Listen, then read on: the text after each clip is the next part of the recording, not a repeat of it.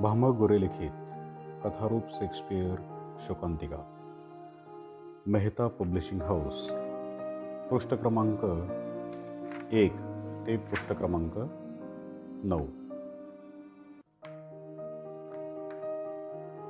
Romeo and Joliot अर्थात प्रीतीचा मार्ग काटेरी. पात्रांचा परिचय करून घेऊया. लॉर्ड कॅपुलेट कुटुंबाचा प्रमुख, लॉर्ड मॉन्टेग्यू कुटुंबाचा प्रमुख, रोमियो, बेनव्होलिओ, मर्क्युशियो रोमियोचे मित्र, टायबॉल्ट लॉर्ड कॅपुलेट यांचा पुतण्या, फ्रायर लॉरेन्स एक धर्मगुरू, काउंट पॅरिस ज्युलियटसाठी तिच्या मातापित्यांनी नेमलेला वर आणि वेरोना शहराचा संस्थानिक, ज्युलियट लॉर्ड कॅपुलेट याची कन्या आणि ज्युलियटची म्हातारी दाई.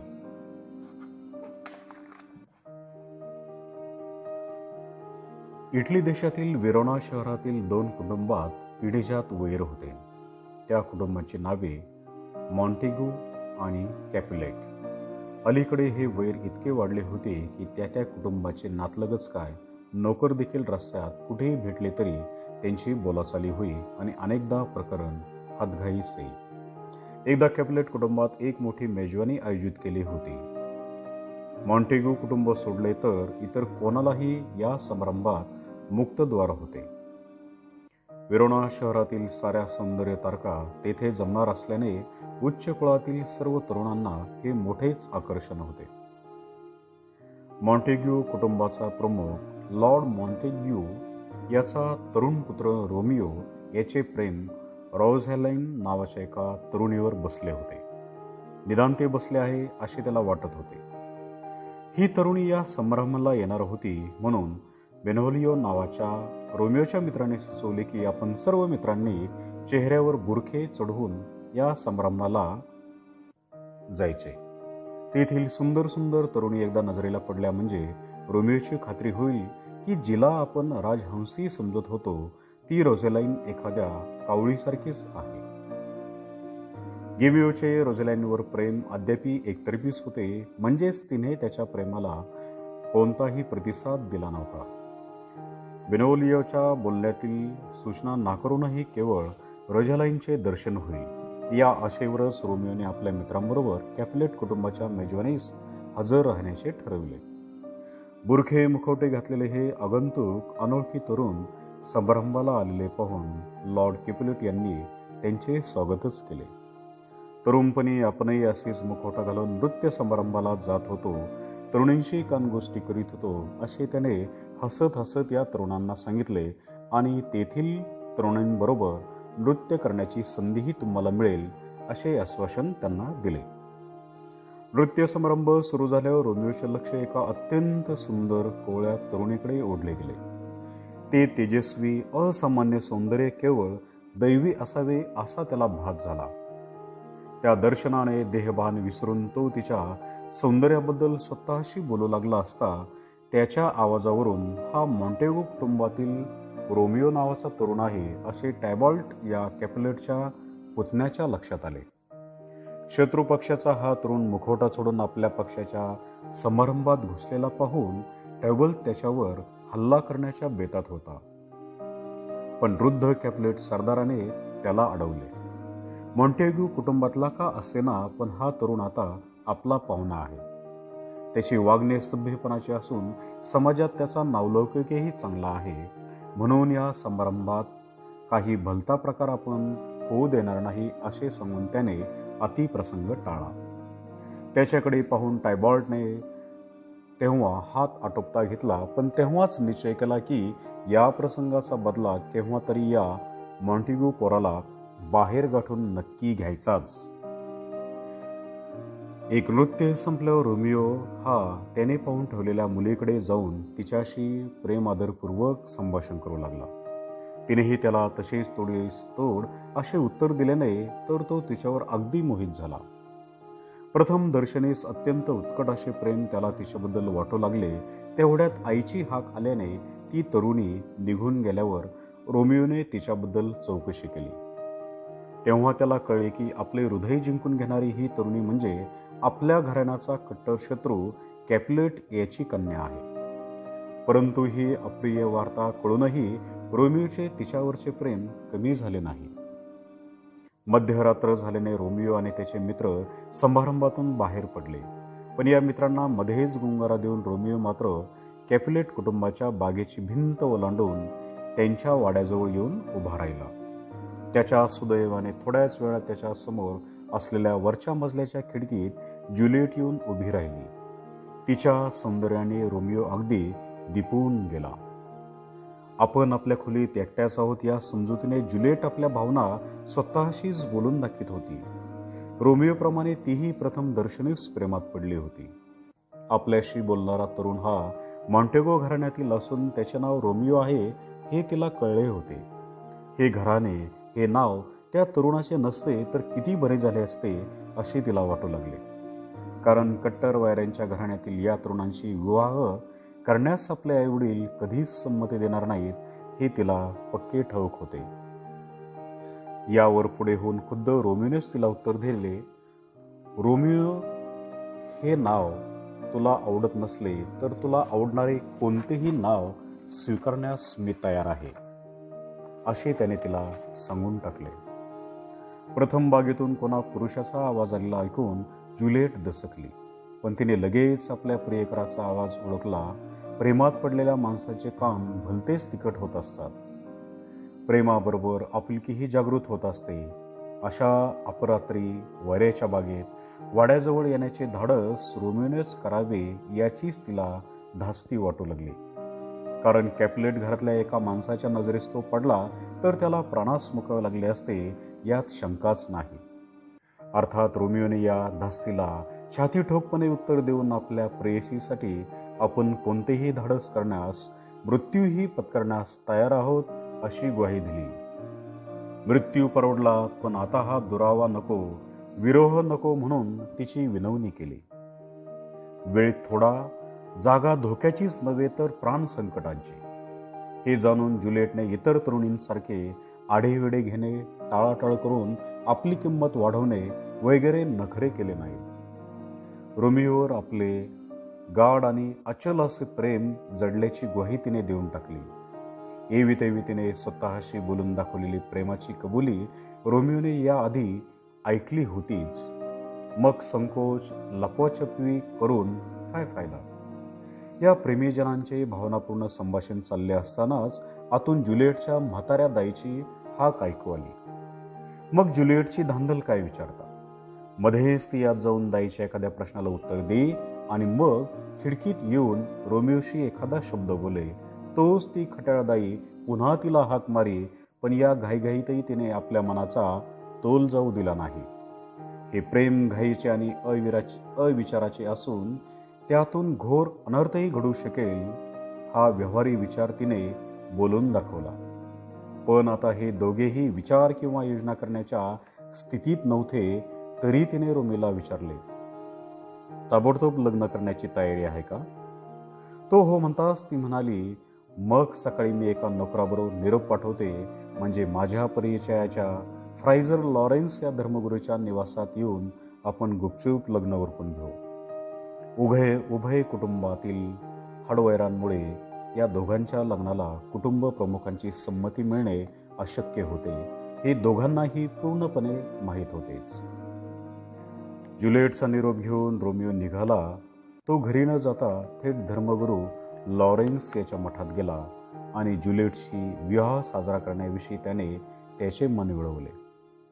हा धर्मगुरू रोमिओचा स्नेही होता. शिवाय त्याला मनापासून वाटत होते की उभय कुळातील या लग्न संबंधामुळे त्या कुटुंबातील दीर्घकाळ चाललेले वैर बहुधा संपुष्टात येईल. ठरल्याप्रमाणे ज्युलिएट धर्मगुरूंच्या निवासस्थानी आल्यावर त्याने या दोघा प्रेमीजनांची विधियुक्त लग्न लावून दिले. त्यानंतर ज्युलिएट तिथून घाईने घरी परतली. मागील रात्रीच्या संकेतस्थळी कॅपुलेट वाड्याच्या बागेत रात्री येऊन तिची भेट घेण्याचे रोमिओने ठरविले होते. एखाद्या सणाच्या दिवशी छानदार कपडे मिळणार म्हणून एखादे लहान मूल तो सणाचा दिवस उगवण्याची जितक्या उत्कंठतेने वाट पाहत राहते त्याच उत्कंठतेने नववधू ज्युलिएट आता रात्र केव्हा पडते आणि रोमियो केव्हा दृष्टीस पडतो अशी वाट पाहत होती. पण विधिलिखित काही निराळेच होते. दुपारच्या वेळी रोमियोचे मित्र बेनोलिया आणि मर्क्युशिओ हे रस्त्यावरून चालले असताना टायबर्टसह काही कॅप्युलेट घराण्यांच्या लोकांशी त्यांची गाठ पडली आणि त्यांनी बोलाचाली सुरू केली. त्याच वेळी रोमियो तेथून जात असल्याने त्याने मध्यस्थी करून या लोकांना शांत करण्याचा प्रयत्न केला. विशेषतः ज्युलिएटशी त्याचे नुकतेच लग्न झाले असल्याने आता टायबर्ट हा त्याचा नातलगी झाला होता, परंतु त्याचे लग्न गुप्तपणे झाल्यामुळे त्याला टायबर्टशी जाहीरपणे सलगी दाखवता येत नव्हती. तिकडे टायबर्ट आणि मर्क्युशिओ हे दोघेही अगदी शिवीगाळ करून हातघाईला आले होते. रोमियोची शिष्टाई विफल ठरून अखेर टायबर्टच्या एका वारामुळे मर्क्युशिओ मरून पडला हे पाहिल्यावर मात्र रोमियोचा संयम संपला. त्याची आणि टायबर्टची हातघाई होऊन टायबर्ट हाही तेथेच मरून पडला. ही मारामारी चालली असता रस्त्यावर अनेक लोक जमले आणि वेरोनाचा अधिपती देखील तेथे स्वतः येऊन हजर झाला. मॉन्टेगो आणि कॅप्युलेट हे वृद्ध सरदारही तेथे येऊन हजर झाले. दोघेही आपापल्या बाजूच्या व्यक्तींची तरफदारी करून न्याय मागू लागले. रोमियो आणि टायबॉल्ट या दोघांच्याही हातून एक एक खून पडला होता. टायबॉल्ट मृत्यू पावला. रोमियोला मात्र देहदंडाची शिक्षा देण्याऐवजी दुसऱ्या दिवसाच्या सकाळच्या आत वेरोना शहर सोडून जाण्याची म्हणजे हद्दपारीची शिक्षा देण्यात आली. टायबॉल्ट या प्रिय नातलगाचा खून झाला म्हणून ज्युलिएटला एकीकडे फार वाईट वाटले, तर दुसरीकडे त्याच्या हातून मारला न जाता आपला प्रिय पती रोमियो हा सुरक्षित राहिला म्हणून तिला मोठा आनंदही वाटला. अशा संमिश्र भावनांच्या कोलाहलातच त्या रात्री या नवपरिणीत दाम्पत्याची पहिली भेट साजरी झाली. उत्कट प्रणयांची परिपूर्ती आणि त्यातच सकाळी होणाऱ्या वियोगाची डोक्यावरील टांगती तलवार या विचित्र परिस्थितीत हे दोघे सापडले होते. भल्या पाठे रोमियोचा वियोगाचा काळ जवळ आला. तरी अजून थोडी रात्र शिल्लक आहे असे सांगून ज्युलिएट त्याला राहण्याचा आग्रह करीत होती. पण हे फसवे समाधान किती वेळ टिकणार? दिशा फाकू लागल्या, पक्षी गाऊ लागले, लख उजाडले, तेव्हा जड अंतकरणाने रोमियोला आपल्या नववधूचा निरोप घ्यावा लागला. सकाळनंतर वेरोनाच्या पंचक्रोशीत सापडल्यास त्याला देहांताची शिक्षा मिळाली असती. त्यामुळे त्याला ज्युलिएटच्या सहवासात अधिक काळ राहण्याचा धोका पत्करणे शक्यच नव्हते. रोमियो तिथून जो निघाला तो थेट मांटोआ या शहरी येऊन दाखल झाला. हद्दपारीची शिक्षा मिळाल्यावर त्याने त्याचा मित्र धर्मगुरू लॉरेन्स याचा सल्ला घेतला होता. त्यात असेही ठरले होते की रोमियोने मॉन्टिओ शहरी जाऊन राहावे. लॉरेन्सने त्याला पत्राद्वारे ज्युलिएटची हालहवाल कळवीत जावे आणि अनुकूल परिस्थिती पाहून वेरोनाच्या राजाला विनंती करून रोमियोवरील हद्दपारीचा हुकूम रद्दबादल करवावा.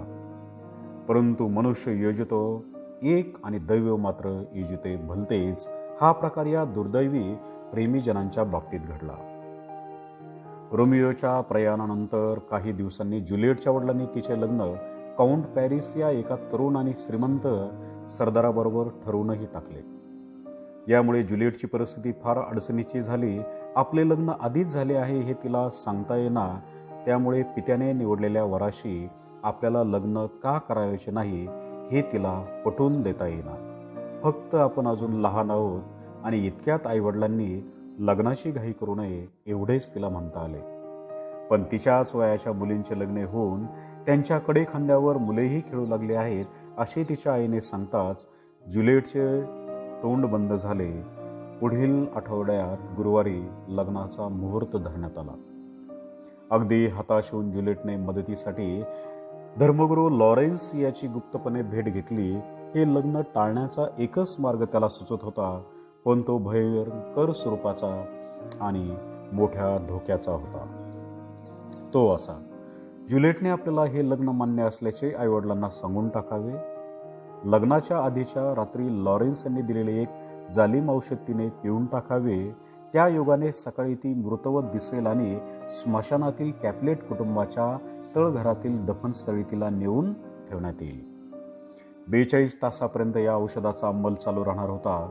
दरम्यान लॉरेन्स याने रोमिओला तातडीचे पत्र पाठवून सर्व परिस्थिती कळून 42 तास संपण्याच्या सुमारास त्या दफनस्थळी रात्री बोलवावे असे ठरले. ज्युलिएट शुद्धीवर येताच रोमिओने तिला घेऊन रातोरात मॉन्टॉकडे प्रयाण करावे अशी ही योजना होती. रोमिओवर असलेल्या गाढ आणि अचल प्रेमामुळे ज्युलिएटने या धाडसी योजनेलाही संमती दिली. इकडे काउंट पॅरिसशी होणाऱ्या लग्नाला विरोध ज्युलिएटने मागे घेतल्याबरोबर कॅपुलेट कुटुंबात सर्वत्र आनंदी आनंद झाला. या लग्नाची तयारी मोठ्या उत्साहाने होऊ लागली. वेरोना शहरात पूर्वी कधीही झाला नसेल असा वैभवशाली विवाह समारंभ आयोजित करण्याचा या कुटुंबाने चंग बांधला होता. बुधवारची रात्र आली. ज्युलिएटने ते जालिम औषध पिऊन टाकण्याची तयारी केली होती. तरीही तिचे मन भीती, शंका, कुशंका यांनी व्यथित झाले होते. न जाणो या साऱ्या भानगडीचा निकाल लावण्यासाठी लॉरेन्सने खरेखुरे विष तर आपल्याला दिले नसेल. रोमिओ याने आधीच आपण जर शुद्धीवर आलो तर दफनस्थानात भोवताली पडलेली हाडे, जवळच पडलेले टायबॉइडचे रक्ताने माखलेले प्रेत वगैरे दृश्य पाहून आपल्याला वेड तर लागणार नाही अशा भीतीने तिचा थरकाप उडाला. परंतु हे धाडस न केल्यास पॅरिसशी लग्न केल्या वाचून सुटका नाही आणि ते तर आपल्याला मरणाहूनही अप्रिय आहे असा विचार करून तिने मन घट्ट केले आणि ते जालिम औषध पिऊन टाकले.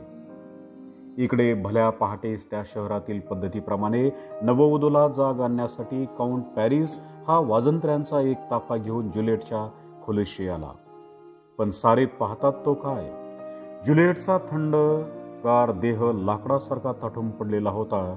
या प्रसंगाने सर्व घरावर अवकळा पसरली. लग्नविधीसाठी जमवलेली सर्व साधनसामुग्री आता उत्तर क्रियेसाठी वापरण्याचा अवघड प्रसंग आला. वाईट बातमी वारेवरूनही जास्त वेगाने पसरते असे म्हणतात. ज्युलिएटच्या अचानक मृत्यूची बातमी तशीच मॉन्टो या शहरी रोमिओच्या कानावर पडली. आदल्या रात्री स्वप्नात त्याला दिसले की ज्युलिएट आपल्याजवळ येऊन आपल्या मृतदेहाला नवजीवन देत आहे. पण कानावर आली ती ज्युलिएटच्या मृत्यूची बातमी.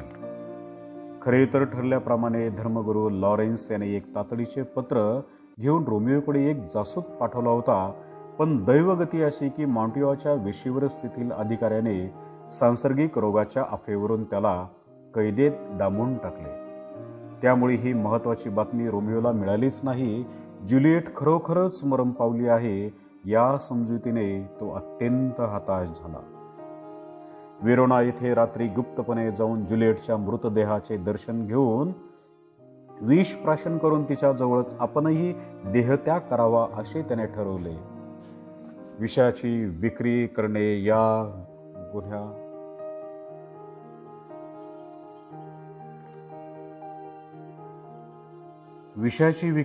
या गुन्ह्याला मॉन्टो शहरात देहदंडाची शिक्षा होती. तरीही रोमिओने दिलेल्या सुवर्णमुद्रांकाच्या लोभाने तेथील एक दरिद्री औषध विक्रेत्याने रोमिओला एक जहाल विष विकले. ती बाटली घेऊन रोमिओ त्या रात्री कॅपुलेट कुटुंबाच्या दफनस्थानाशी येऊन पोहोचला. तोच काउंट पॅरिस देखील ज्युलिएटच्या देहावर पुष्पमाला अर्पण करण्यासाठी तेथे आला. हा मॉन्टेगोचा बच्चा कॅपुलेटच्या कन्याच्या मृतदेहाची काही विटंबा करण्यासाठी आला असावा असे काउंट पॅरिसला वाटले आणि त्याने रोमिओला शिवेगाळ करण्यास सुरुवात केली. रोमिओ हताश आणि दुःखी असल्याने या माणसावर हात उचलण्याची त्याची बिलकुल इच्छा नव्हती. पण काउंट पॅरिसने त्याच्यावर चवतळून हल्ला केल्यावर त्याला प्रतिकार करणे भागच होते आणि दैवयोगाने त्याचा एक वार मर्मी लागून काउंट पॅरिसही तेथेच मरून पडला. यानंतर रोमिओने दफनस्थान उरकून ज्युलिएटचे दर्शन घेतले. तिचा चेहरा इतका ताजातवाना आणि सुंदर दिसत होता की मृत्यू पावली आहे ह्यावर रोमिओचा विश्वासच बसेना. पण तिचा अचेतन आणि ताटलेला देह पाहून अखेर हे भीषण सत्य स्वीकारणे त्याला भाग पडले. ज्युलिएटचा शेवटचा निरोप घेऊन रोमिओने त्या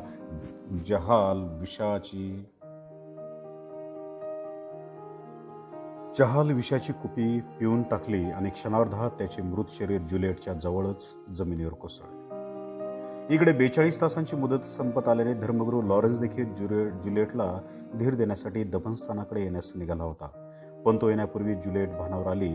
आपण कुठे आहोत हे प्रथम तिला कळेना, पण पॅरिसचे शेजारी पडलेले प्रेत पाहिल्यानंतर तिला सारे आठवले. पलीकडे पाहतो तो रोमिओचे मृत शरीरही तिच्याजवळ पडले होते. आतापर्यंत धर्मगुरू लॉरेन्स देखील तिथे येऊन पोहोचला होता. ज्युलिएटने पहिल्याने या जागेतून बाहेर पडावे असे तो तिला सारखा सूचित होता. पण ज्युलिएटचे लक्ष रोमिओच्या मृतदेहाच्या हातातील विषाच्या पेल्याकडे खेळले होते. क्षणार्धात सारा प्रकार तिच्या ध्यानात आला. आपल्या प्रियकराच्या मृत्यूनंतर आपण तरी जगून काय करायचे, अशा विचाराने तिने क्षणार्धात एका कट्यार आपल्या काळजात खुपसून आपल्या जीवनाचा शेवट करून घेतला. रोमिओ आणि पॅरिस यांची झटापट सुरू होता. दफनस्थानातील रखवालदाराने धावत जाऊन रस्त्यात आरडाओरडीला सुरुवात केली होती. चोहोकडे लोकांचे लोंढेच्या लोंढे दफनस्थानाकडे लोटले. तेथून पळ काढणारा धर्मगुरू लॉरेन्स यालाही त्यांनी पकडून दफनस्थळी परत आणले. मॉन्टेग्यू, कॅप्युलेट वगैरे सरदारही तेथे येऊन पोहोचले. शेवटी तेथे पडलेल्या सर्व मृतदेहांची करुण कहाणी त्याने या सर्व लोकांपुढे उलगडून सांगितली. रोमिओ बरोबर आलेला त्याचा नोकर हा तेथे चाललेली लढाई पाहून पळून गेला होता. तोही तिथे परत आला. आपल्या मृत्यूनंतर वडिलांना देण्यासाठी रोमिओने एक पत्र त्या नोकराजवळ देऊन ठेवले होते. ते वाचून पाहिल्यावर धर्मगुरू लॉरेन्सने सांगितलेली सर्व हकीकत खरी आहे असा पुरावा पुढे आला आणि त्या दैव दुर्दैव विलासाबद्दल सारेच लोक हळहळू लागले. धर्मगुरू लॉरेन्सला दोषमुक्त करण्यात आले. वेरोनाच्या राजाने मॉन्टेग्यू आणि कॅप्युलेट या दोन्ही कुटुंब प्रमुखांची कानउघडणी करून या सर्व प्राणहानीबद्दल त्यांचे वैरच मुख्य कारण आहे असे त्यांना बजावले. यावर त्या दोघा वृद्ध सरदारांनी यापुढे आपल्या कुटुंबाचे वैर संपले असे या सर्व जिवंत आणि मृत व्यक्तींच्या साक्षीने जाहीर केले. रोमिओ आणि ज्युलिएट यांच्या अमर प्रेमाची कहाणी चिरंजीव करण्यासाठी या दोघांचे सोन्याचे पुतळे करून वेरोना शहरात प्रमुख स्थानी स्थापन करण्यात यावे असे त्या दोन्ही सरदारांनी ठरवले. अशा रीतीने या दोन कुटुंबांच्या पिढीजात वैरामुळे उभय कुळातील दोन प्रेमळ, तरुण, सुंदर आणि हुतकरू व्यक्तींचा अकाली बळी गेला. त्यांचीच ही अमर कथा.